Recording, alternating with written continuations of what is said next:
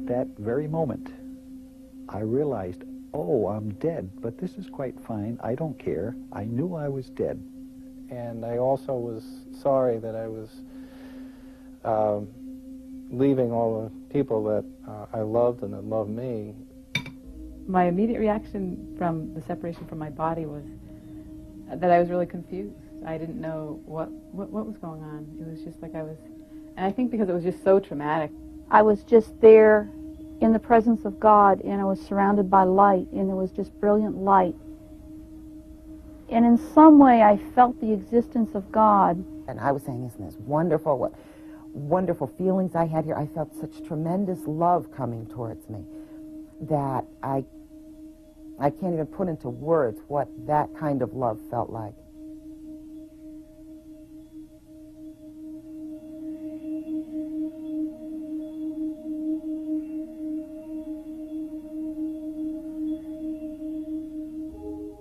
The media loves a sensational story, and there can't be anything more sensational than hearing the personal stories of people who died and lived to tell about their experience.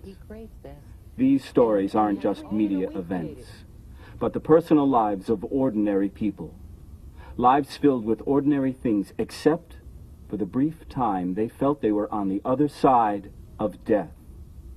Laurel Glass, an error during a routine laparoscopic procedure threatened her life and sent her on a voyage to the light.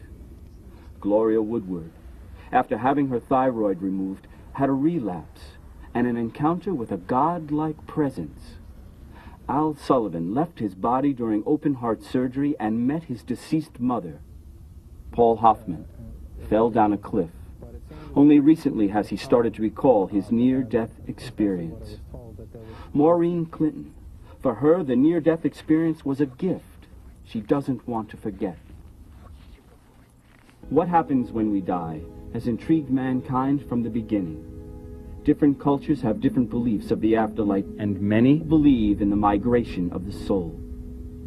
Because of modern resuscitation techniques, more people are surviving close brushes with death and are reporting an experience of light, love, and harmony.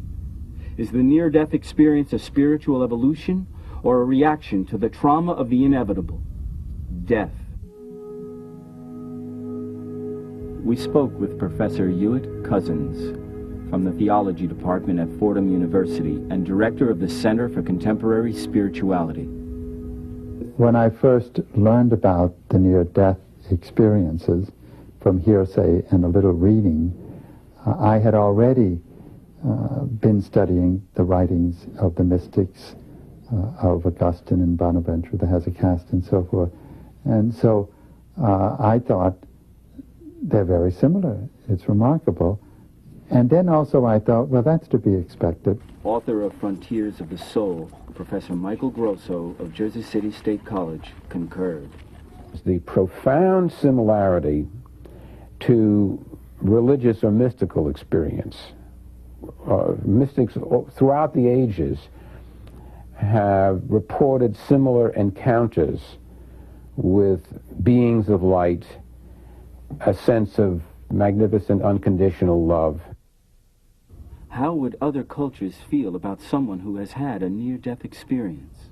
Well, I think at other periods of history and in other cultures that there would be a context for those people who have these near-death experiences to be considered as very special people and people who are holy and have encountered the holy realm. I think that our modern Western culture is, or has been, I should say has been, not very inclined to recognize this kind of experience in that way. Popular culture started to change when Raymond Moody published Life After Life in 1974. There had been other work on this previous to Moody's, but Moody's work caught the imagination of the public. And so now we seem to have a changing, we're in the midst of a changing mythology of death right now. Dr. Bruce Grayson was introduced to the near-death experience as a faculty member at the University of Virginia Medical School, where Raymond Moody was serving his residency. Dr. Grayson has been interested in the near-death experience ever since.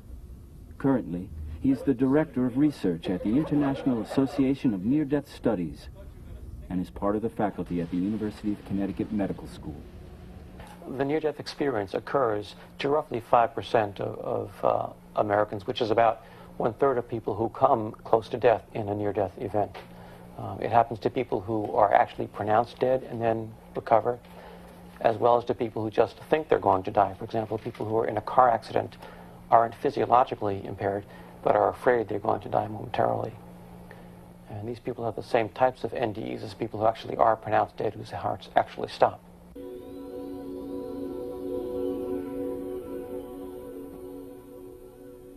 Well, the most common elements in a near-death experience are, first, an overwhelming sense of peace and pleasantness and well-being, and followed then by a sense of leaving the physical body, sometimes going through a tunnel to another realm beyond the tunnel where one may encounter a warm, loving being of light, sometimes deceased relative or religious figures, being guided through a life review, eventually coming to some decision about whether to come back or not, or being told, in some cases, to come back.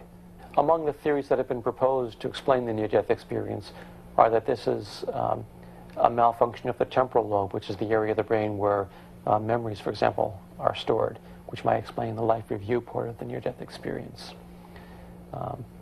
There are a number of biochemical theories about what causes the NDE. There are neuroanatomical theories about it. But these are all pretty much untestable and as yet untested theories about the experience. I was walking up the median when a car came down. I remember it was a '67 Mustang, came flying down the road, saw the accidents, and slammed on his brakes, and he went into a spin. And when he did, the car turned towards me, and the car was swerving as it came towards me. So I jumped to the right, and the car went to the right. And I jumped to the left, the car went to the left. And each time I jumped, I backed up. And the last time I jumped and backed up, the guardrail was at the back of my legs. And that's when I thought, this is it. It's all over. As I went over the edge of the rocks, time did seem to freeze for a while, or it slowed down quite a bit, because quite a bit flashed through my mind. And I had the chance to look up into the trees above me and the rocks that were where the trees were growing out of, and I saw them getting brighter and brighter. My body was down on the table, and there were 7 people. I remember 3 on each side and 1 at the head, and then there was a lot of commotion, people coming in and out, and I was up, and I don't know how I know direction, but I was up and off to the right, which was my right, and I was seeing the physical body, and I had no physical body. I just had the essence of me, who I am. And I was in this warm, peaceful, dark place. I never saw anything, heard anything, felt anything. I didn't use any of my senses, but I was more acutely there than I've ever been anywhere.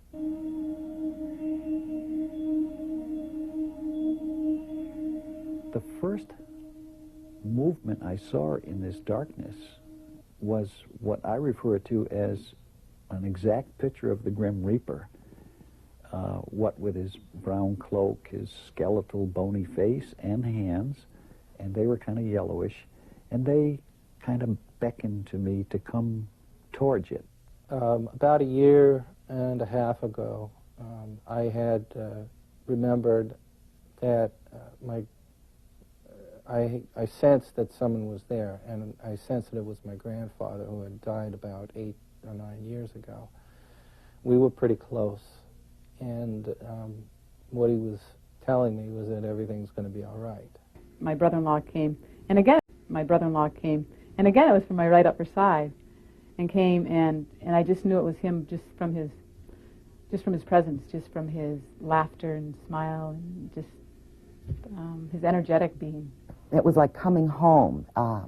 At some point I realized there was a being on my right, and when I kind of tuned into that, and that's the only way I can say that, is telepathically. When I tuned into it, I realized it was my grandfather who had died the year before. Then I noticed in the center of this light is a very energetic movement. The movement being brown, and it's shifting and, you know, increasing in speed and size as it came towards me. And lo and behold, it developed into a perfect image of my deceased mother. I sensed another greater being coming from a distance, and I could feel it getting closer and closer. And the other greater being came into our space. I don't know who it was. I don't think it was God. It might have been a spiritual guide of some sort. But that being brought with it even more love and acceptance. And just when you think you've got it all, here's more of it. I was just there in the presence of God, and I was surrounded by light, and there was just brilliant light. And in some way I felt the existence of God, which is not easy to describe, because it wasn't as though I was seeing a being, but it was a knowing and an experiencing of the presence of God, almost to where it was tangible. I could then hear love. I could hear energy. I could see love. And then I could, I felt as though I could probably touch the energy or touch the love. It just, everything was so enhanced. And it was just up there. I mean, it was no judgment, no preconceived ideas of who I was or where my spirit was or what my essence was. And it was just like enveloped in all this love. I felt a vacuuming of my head. It felt actually like my head was being vacuumed of all earth thoughts. Anything, any negativism that I ever had in my life, it was gone. There I am with an expanded brain, totally void of any earth thoughts. I knew that there were no accidents, that I was very well watched over, that everything was planned. Even my being there at that time in my life was planned, that it was a special gift that I needed, that in the whole history of time there hasn't been an accident. Everything is happening the way it's meant to.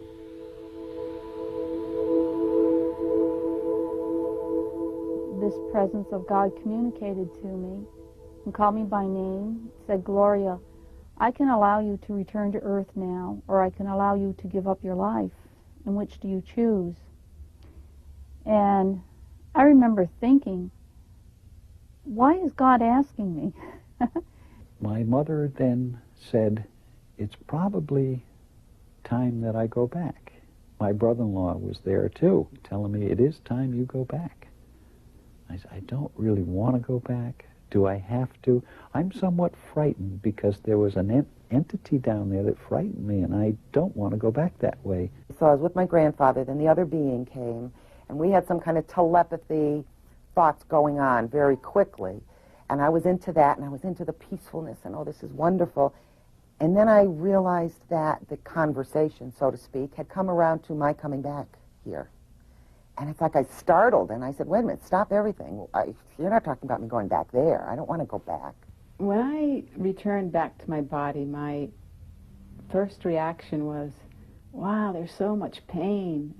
It was just so much of a difference from being in a place where there's absolutely no pain and to be returned. And really I slammed into my body and just felt incredible amount of pain. And that was probably the biggest part. And I was really angry about being back. I mean, here I was like rejected from heaven. I woke up sprawled on the rocks below. I was prone and on my face. And I had, it took about maybe 20 seconds for me to realize that I was alive. I was back in the air again in this dimension. And I only spun again maybe half a turn, and boom, I landed on my back on the road. And I was laying there on the road, and I remember feeling, I had a dress on, and I remember feeling something was very tight in my upper leg, groin area, and I put my hand up under my dress to loosen whatever it was, and instead of encountering my thigh, my hand kept going in. I said, there's no leg here. There's supposed to be a leg here. And it was very warm and soft, and when I took it out, my hand was bloody, and I said, oh, God, I got some kind of a cut of some sort. But again, the peacefulness was still with me. And I tried to tell some nurses, and it just wasn't an accepted thing. And, it was just like, you're highly medicated, and you're drugged out, and you're having delusions. The nurse, however, that I first explained it to did think it is as a result of the drugs they gave me. My doctor just kind of smiled and says, well, you're here, aren't you? That was my cardiologist. Immediately after the accident, I just started going along with my life as it was. I didn't really sense that anything that extraordinary had happened because I didn't remember much. I guess I was denying a lot of what I recalled later on. Maybe it was out of fear, maybe it was out of just not remembering. I don't know, but I felt it was a lot easier not to talk about it. I spoke with many persons trying to identify this thing that some people kind of frown, some people laugh, others look on with a great deal of interest. So as many persons as would listen, I would tell them the story, or, just a thumbnail sketch of what happened to me, waiting for their reactions or their verification. I was hoping they'd all say, oh yeah, you died and you went to heaven and you came back. At one point, a Monsignor came to visit me. I was raised Catholic. My aunt was a rather important nun at the time, so I rated a visit from the Monsignor. And I was so pleased when he came in and all his outfits, and he looked very learned, and I said, he's going to know what I'm talking about. And I started telling him that I died and I went someplace. And he said, you almost died. Yep, you almost died, but an inch is as good as a mile. You didn't. And I said, no, but I did. I did die, and I went someplace. And you could really see almost fear in his eyes that, gee, she must have had some brain damage or something must have happened. That he was very uncomfortable, backed away, and then went to visit my roommate and wound up giving us his blessing and left. It's important for healthcare professionals to know about NDEs because they do dramatically change people. And if your patient is having a near-death experience and is changing their attitudes, their beliefs, their sense of values, it's going to change how you need to treat them. I mean, they really were kind to me in the hospital. But when I tried to tell them what had happened, how I had left my body and went beyond, and it was with this bright, brilliant light, and it was like, you're getting shots of morphine every 2 to 3 hours, and you've been through a huge trauma right now. So what we need you to do is just save your energy and your breath and focus on getting better. And so I don't think it was that they didn't, well, I don't know. I mean, I never pursued it anymore. At that time, I just felt really rejected, so I didn't pursue it any further. I felt it quite important that I share this with my wife. And my wife, being a very well-read person, has read many, many things about this. It's been happening since time. It's been mentioned in the Egyptian Book of the Dead. It's in the Bible. It's all over. People have described this same particular action. However, her point to me was that that's a beautiful thing to have happened to you. However, you're here and you must get on with life. The society you're in, you must go on doing the things that are necessary in life. You can't dwell on it. Most of the people who wrote in were very eager to talk with us about their experiences. They had sometimes sat on these experiences for decades, wanting some answers to what is this all about? Am I crazy? Was it a dream? Was it answers to what is this all about? Am I crazy? Was it a dream? What is it all about? And just knowing that other people had had this experience as well made them feel much more comfortable with it. And we were able to tell them some very validating things, that you're not the only one. Other people have this. People who aren't crazy have this. And that was quite helpful to them, I think. I was wandering around kind of telling my story, my near-death experience, to just about anyone that would listen. And an aunt mentioned to me that she heard about a support group that studies this phenomena, and they're trying to find out what causes it, what's it all about. Well, up to that point, I never even heard of a near-death experience. I didn't have a label for what happened to me. It was just a beautiful experience. I was left with the idea that I was the only one who had had this experience. I didn't know what it was, and whenever I would try to even talk myself out of it and say, oh, that was just a hallucination or a dream, I knew that wasn't true.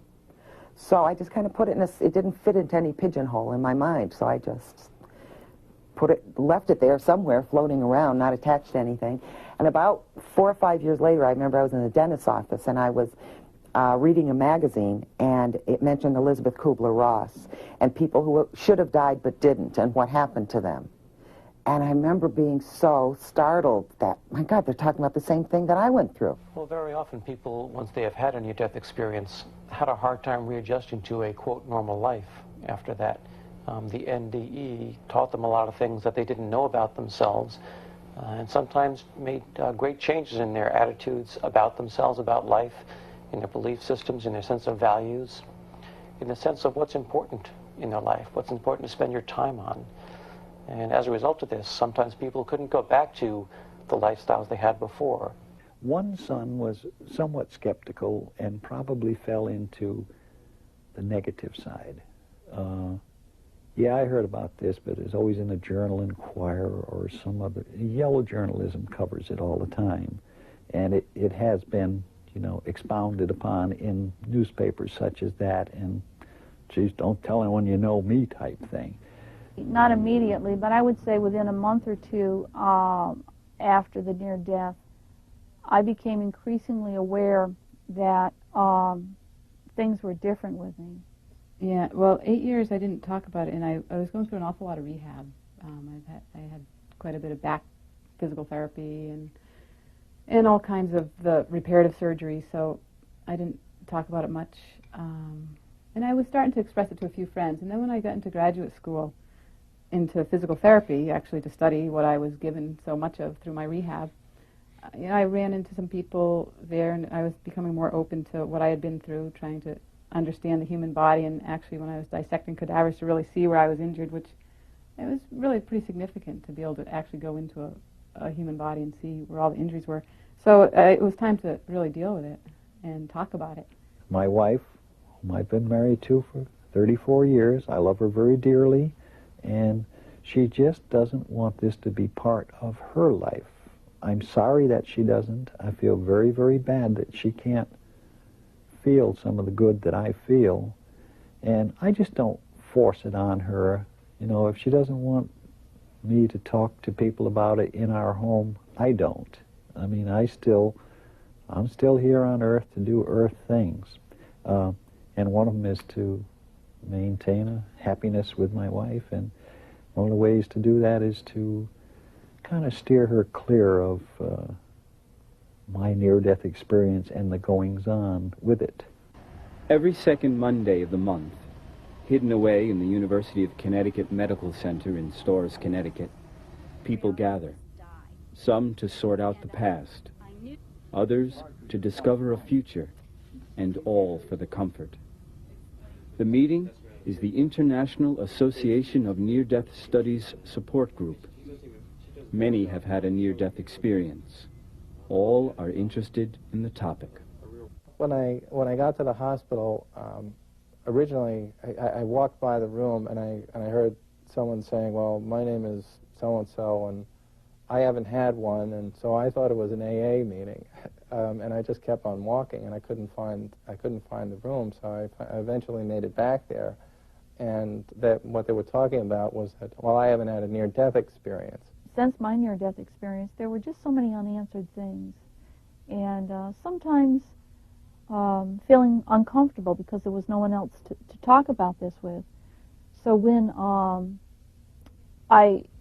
as I say, at this first meeting and meeting people that they were talking about my experience, they felt the same thing. I sought out the group and I found it, and it was so beautiful having people accept your story as, oh yes, Oh yes, it does happen. It did happen. Everyone in the support group that's had a near-death experience, or even people who've been going to the support group and haven't had this near-death experience but are really open to it, the similarity is there's just so much love in that room. But not all people who have had a near-death experience are so willing to talk. A few people report terrifying confrontations with death. There seem to be 3 different types of terrifying or frightening near-death experiences. One type is virtually the same as the prototypical pleasant, beautiful, heavenly experience, but the people experience it as frightening. They may talk about leaving their bodies, going through the tunnel, confronting the light, but that's a frightening experience for them.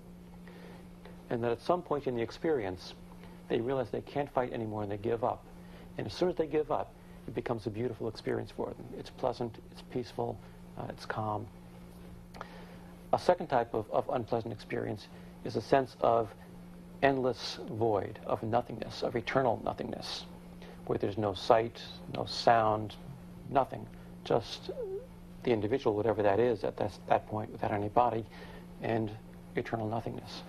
And that can be a very terrifying experience.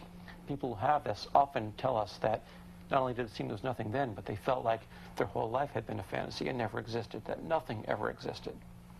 And that's the type of experience that you can't imagine just sitting here talking about it now. It's utterly terrifying.